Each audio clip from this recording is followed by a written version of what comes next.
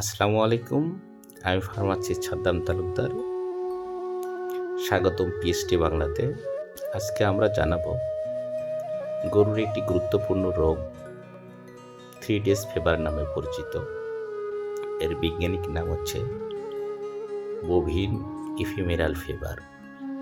এটি একটি ভাইরাসজনিত রোগ যা সাধারণত মশা, পোকামাকড়ের মাধ্যমে ছড়ায়।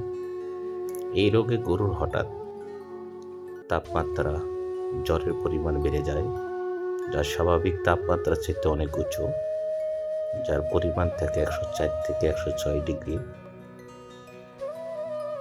গরু খুঁড়িয়ে হাঁটে, অনেক সময় উঠতে চায় না, শরীর দুর্বল হয়ে পড়ে, পেশিতে তীব্র ব্যথা হয় এবং গাভী গরুর দুধ হঠাৎ করে কমে যায়। কখনো নাক দিয়ে পানি পড়ে, শরীর কাঁপে, দুর্বল হয়ে পড়ে।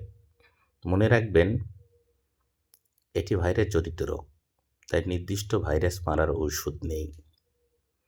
চিকিৎসা হয়,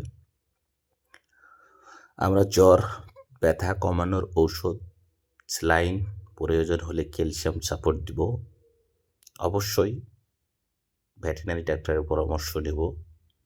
প্রতিরোধের জন্য খামার পরিষ্কার রাখব, মশা পোকামাকড় নিয়ন্ত্রণ করব এবং অসুস্থ গরুকে আলাদা করে রাখব।